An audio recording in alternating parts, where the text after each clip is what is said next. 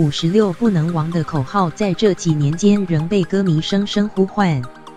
本土天团5566在今23日晚间站上台北小巨蛋，以一曲《传说》开场，重现当年传奇天团的偶像风采。演唱会斥资千万打造，4套演唱华服加上巨型5566霓虹灯高挂舞台，现场歌迷尖叫嗨翻。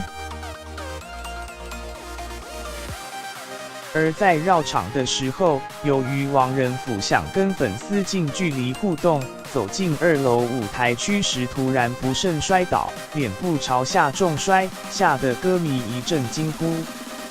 但敬业的他忍痛淡定爬起继续高歌，粉丝也卖力尖叫，嗨爆小巨蛋。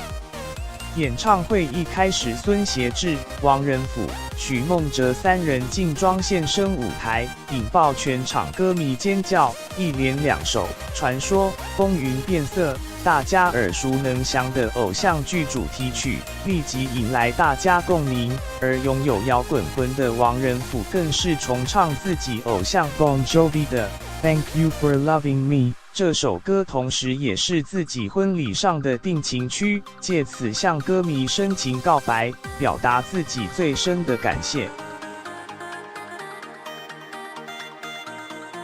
没想到抒情区刚结束，王仁甫马上变身韩系偶像，对着一直嫌弃自己只爱韩团 BTS 的女儿乐乐喊话，又唱又跳 BTS 防弹少年团的 Idol， 证明爸爸过去偶像团体不是叫假的。紧接着3人又重回56经典，一连瓦沙米、存在等经典轮番登场，歌迷听得如痴如醉，回到美好的回忆中。